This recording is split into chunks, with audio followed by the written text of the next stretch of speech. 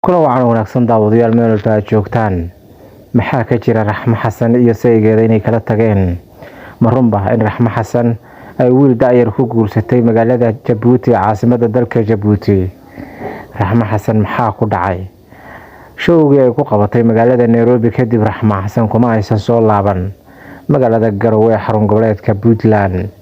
Raxmo iyo saygeeda ayaa waxaa lagu soo waramayaa in qulqulatooyin ay ka dhaxaysay, walow ay wararku sheegayaan inay aad u masiirsaneyd kadib markii ay ku aragtay in kale hore u lahaa xaajigeedii cusba ay ku guursatay Garowe.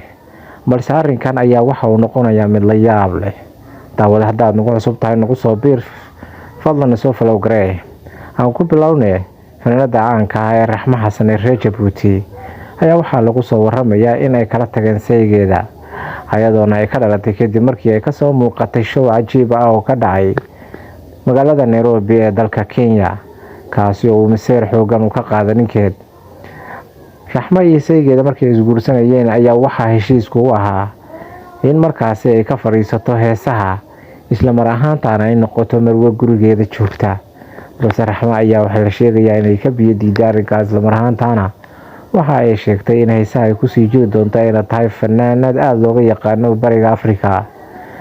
waxa ay sidoo kale sheegtay in saygeeda ay mar walba garab taagan tahay, balse xaalka haddii uu sidaa ka badin waayo ay markaasi u digragan doonto magaalada Jabuuti ee dalkaasi Jabuuti. ma runba Raxmo Xasan in wiil yar ay markii hore wada socdeen ay hadda guursatay ayadoo markaasi cuddadii ay u dhammaanin?